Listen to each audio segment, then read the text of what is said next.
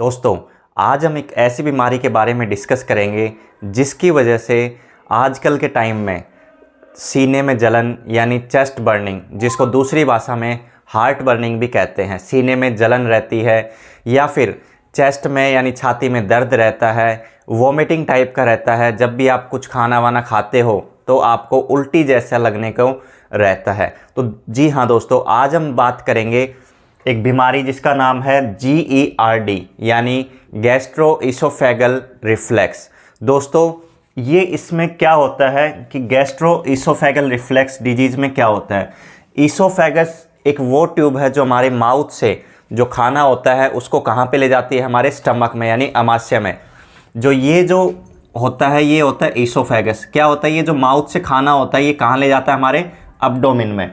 तो दोस्तों, आज इसी से जुड़ी हुई एक बीमारी के बारे में बात करेंगे कि ये किस प्रकार से, क्योंकि जैसे हम देखते हैं कभी कभी हम जब ज़्यादा खाना खा लेते हैं तो उस टाइम पे भी हमें छाती में जलन जैसा महसूस होता है, यानी चेस्ट में दर्द जैसा महसूस होता है। ऐसे लगता है कि जो खाना है वो अच्छे से पचा नहीं है। तो दोस्तों, आज हम बात करते हैं गैस्ट्रोइसोफेगल रिफ्लेक्स डिजीज यानी एसिड रिफ्लेक्स। रिफ्लेक्स का मतलब होता है वापिस आना, रिफ्लेक्स का मतलब होता है वापिस आना। तो दोस्तों, गैस्ट्रोइसोफेगल रिफ्लेक्स में क्या होता है कि जो हमारा ये जो इसोफेगस होता है जिसके थ्रू हमारा मुंह से जो खाना आता है, इस इसोफेगस के अंदर खाना वापिस आ जाने की कंडीशन को कहा जाता है गैस्ट्रोइसोफेगल रिफ्लेक्स डिजीज। इसके सिम्टम्स क्या क्या रहते हैं, पहले सिम्टम्स देख लेते हैं। इसमें सिम्टम्स रहते हैं हार्ट बर्न, छाती में दर्द यानी चेस्ट पेन, नोजिया उल्टी जैसा लगना आपको, डिफ़िकल्टी इन स्वॉल्विंग मतलब खाने में तकलीफ़ होना। ठीक है दोस्तों, उसके बाद feel lump in your throat, आपके जो गला है उसमें ऐसा लगेगा जैसे आपको कोई गांठ सी महसूस होगी, जैसे ही कुछ गांठ हो गई हो। ठीक है दोस्तों, कफ होगा आपको, मतलब खांसी जैसा महसूस होगा। रात को सोते समय अगर आप खाना खा के तुरंत सो गए हो उस टाइम पे आपको गले में डिस्कम्फर्ट या फिर खांसी जैसा महसूस होगा। तो दोस्तों, ये कुछ इसके सिम्टम्स हैं, लक्षण हैं किसके हैं, गैस्ट्रोइसोफेगल रिफ्लेक्स। दोस्तों, ये इसोफेगस से जुड़ा हुआ है। इसोफेगस एक ऐसी ट्यूब है जिससे हम मुंह से खाना खाते हैं, जो इसको खाने को हमारे कहाँ पे ले जाती है, स्टमक के अंदर ले जाती है यानी अमाशय के अंदर ले जाती है। उसके अंदर ये प्रॉब्लम होती है, इसलिए इसका नाम रखा गया है गैस्ट्रोइसोफेगल रिफ्लेक्स। अब हम जानते हैं दोस्तों दो कंडीशन। ये जो कंडीशन है वो नॉर्मल कंडीशन है, ये नॉर्मल कंडीशन है। ये क्यों नॉर्मल कंडीशन है, क्योंकि यहाँ से खाना आया और ये यहाँ पे होता है दोस्तों स्पिंचर, इसको बोला जाता है स्पिंचर। एक तरीके का वोल का काम करता है, एक तरीके का किसका काम करता है, वोल का। यानी अगर यहाँ से ऊपर से खाना आया तो ये नीचे की तरफ खुल जाएगा, जैसे ही यहाँ पे स्टमक में खाना भर जाएगा ये जो वोल है ये क्या हो जाएगा, बंद हो जाएगा। ठीक है दोस्तों, इसके बाद ये खाना जो है वो वापस ऊपर ईसोफेगस में नहीं जा पाएगा। ये है दोस्तों ईसोफेगस। ठीक है, ईसोफेगस क्या है, ईसोफेगस कुछ नहीं है, एक ट्यूब लाइक स्ट्रक्चर है जो कि खाने को हमारे माउथ से कहाँ लेके आती है, स्टमक के अंदर, अमाशय के अंदर।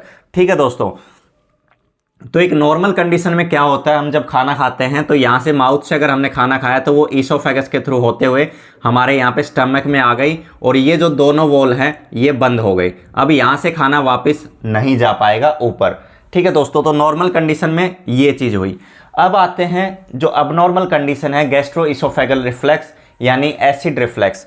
दोस्तों, अब इसमें क्या होता है, हम सब जानते हैं कि हम जो भी खाना खाते हैं वो हमारे स्टमक यानी अमाशय में जाता है। वहाँ पे बहुत प्रकार से एसिड होते हैं, वहाँ पे बहुत प्रकार के क्या होते हैं, एसिड होते हैं जो खाने में मिलकर खाने को पचाने का काम करते हैं। बहुत प्रकार के एसिड होते हैं दोस्तों। ये एसिड अगर यहाँ पे स्टमक में रहते हैं तो वो अच्छे होते हैं, हमें पता नहीं चलता, खाना अच्छे से डाइजेस्ट हो जाता है।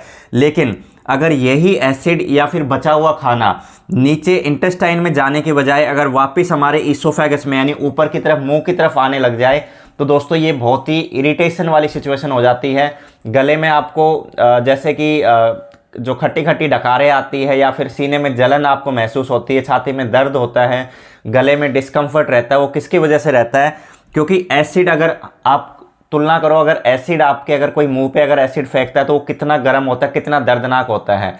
अगर वैसे ही टाइप का एसिड अगर यहाँ स्टमक से निकल के अगर ईसोफेगस में आएगा तो क्या करेगा, ये ईसोफेगस में आके ये जो ईसोफेगस के जो सॉफ्ट टिश्यू होते हैं, जो ईसोफेगस के जो सॉफ्ट टिश्यू होते हैं उनको क्या करेगा, डैमेज करना स्टार्ट कर देगा, जिसकी वजह से आपको इसोफेगस में डिस्कम्फर्ट फील होगा, जिसकी वजह से आपको फील होता है सीने में जलन, छाती में जलन होता है, यानी हार्ट बर्न भी इसको बोलते हैं, या फिर चेस्ट में पेन जैसी कंडीशन होगी। आप खाना खाएंगे तो कुछ भी वो अच्छे से हजम नहीं होगा, खाना खाओगे तो उसमें आप निकलते समय उसको दर्द होगा। तो वो किस वजह से होगा, क्योंकि जब ये एसिड वापस यहाँ पे आ जाते हैं तो ये इसोफेगस के जो सॉफ्ट टिश्यू होते हैं उनको डैमेज कर देते हैं।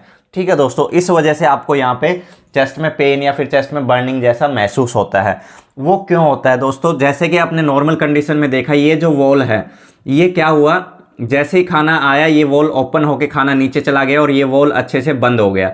लेकिन अगर इस कंडीशन में क्या हुआ कि ये जो वॉल हैं आपके, ये वाले वॉल, ये खाना यहाँ से जब खाना आया तो भी खुला हुआ था और उसके बाद भी ये वॉल जो है वो कमज़ोर हो गए किसी वजह से। इसके कॉज हम जानेंगे, लेकिन किसी वजह से ये वॉल जो हैं कमज़ोर होने की वजह से ये अच्छे से बंद नहीं हो पा रहे हैं, जिसकी वजह से क्या हो रहा है, ये जो यहाँ का एसिड या फिर जो स्टमक में जो खाना था, बचा हुआ खाना था, वो यहाँ से वापस ऊपर की तरफ आना स्टार्ट हो जाता है, जिसकी वजह से हमें ये सारे सिम्टम्स देखने को मिलते हैं। तो दोस्तों इस बीमारी को कहा जाता है गैस्ट्रोइसोफेगल रिफ्लेक्स डिजीज़। ठीक है दोस्तों, अब जानते हैं कि इसके कारण क्या है, किस वजह से ये होता है।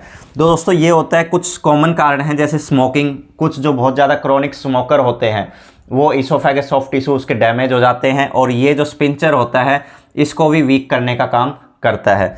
दूसरा है दोस्तों ईटिंग लार्ज मील, अगर बहुत ज़्यादा खाना खाते हो आप, पेट भरने के बाद भी, कुछ कभी कभी स्वादिष्ट खाना होता है, पेट भरने के बाद भी आप खाते रहते हो तो वो स्टमक भर जाता है, उसके बाद में जो आपका ऊपर जो इसोफेगस होता है उसके ऊपर भी प्रेशर पड़ता है, जिसकी वजह से जो आपका स्पिंचर है ये डैमेज होना स्टार्ट हो जाता है। तो दोस्तों खाना उतना ही खाएं जितना आपको भूख है, उससे थोड़ा सा कम ही खाएं, क्योंकि ज़्यादा अगर आप ओवरलोडेड खाना खाते हैं तो वो आपके लिए और आपके शरीर के लिए, दोनों के लिए हानिकारक है। ठीक है दोस्तों, उसके बाद ईटिंग फैटी फूड, बहुत ज़्यादा जंक फूड खाना, ऑयली फूड खाना, ये भी आपके जो स्टमक है यानी जो ये स्पिंचर है इसके लिए हानिकारक हो सकता है, क्योंकि अगर ज़्यादा ऑयली खाते हैं उससे कोलेस्ट्रॉल बनता है, वो अच्छे से हजम नहीं होता है, जिसकी वजह से यहाँ पे एसिड का ज़्यादा काम बन जाता है। ठीक है दोस्तों, तो ज़्यादा फैटी फूड खाने से, ज़्यादा ऑयली फूड खाने से भी आपको ये गैस्ट्रोइसोफेगल रिफ्लेक्स डिजीज हो सकती है। ठीक है दोस्तों, ड्रिंकिंग अल्कोहल, कॉफ़ी, जब भी आप कभी कभी ज़्यादा अल्कोहल ले लेते हैं, ज़्यादा शराब ले लेते हैं, तो उसमें क्या होता है, हमारी बॉडी के अंदर एक ऐसा मतलब डिवाइस तरीका कह सकते हैं कि अगर कुछ भी जैसे जहर आता है या फिर कुछ भी अल्कोहल आता है, अगर ज़्यादा अमाउंट में आता है एक लिमिट से, तो बॉडी क्या करती है, उसको बाहर निकालने की कोशिश करती है।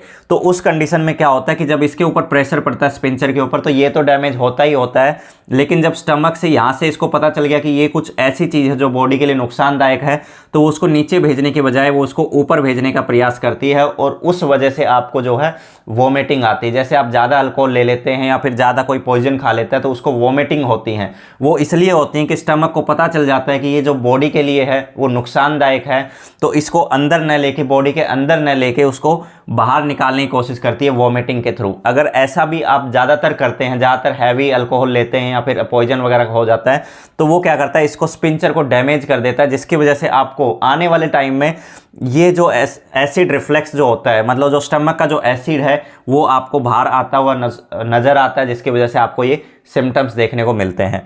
उसके बाद जो लास्ट है वो है हमारा मेडिसिन, जो एस्प्रिन टाइप की जो मेडिसिन होती है, जो बिना डॉक्टर के एडवाइस के जो आप मेडिसिन ले लेते हैं, एक्स्ट्रा मेडिसिन, उनकी वजह से भी हमारे बॉडी को नुकसान होता है। तो दोस्तों ये एक ऐसी बीमारी थी, GERD बोला जाता है, जिसको gastro-oesophageal reflex disease, acid reflex भी बोल सकते हैं, क्योंकि ये जो वापस आता है वो एसिड ही आता है, क्योंकि हमें सब जानते हैं स्टमक के अंदर क्या होता है, एसिड प्रेजेंट होता है। तो दोस्तों ये था GERD के बारे में। ऐसी और बीमारियों के बारे में जानने के लिए हमारे चैनल को सब्सक्राइब कर ले और वीडियो को लाइक करें और ज़्यादा से ज़्यादा लोगों को शेयर करें ताकि ये इन्फॉर्मेशन मिल सके। धन्यवाद दोस्तों।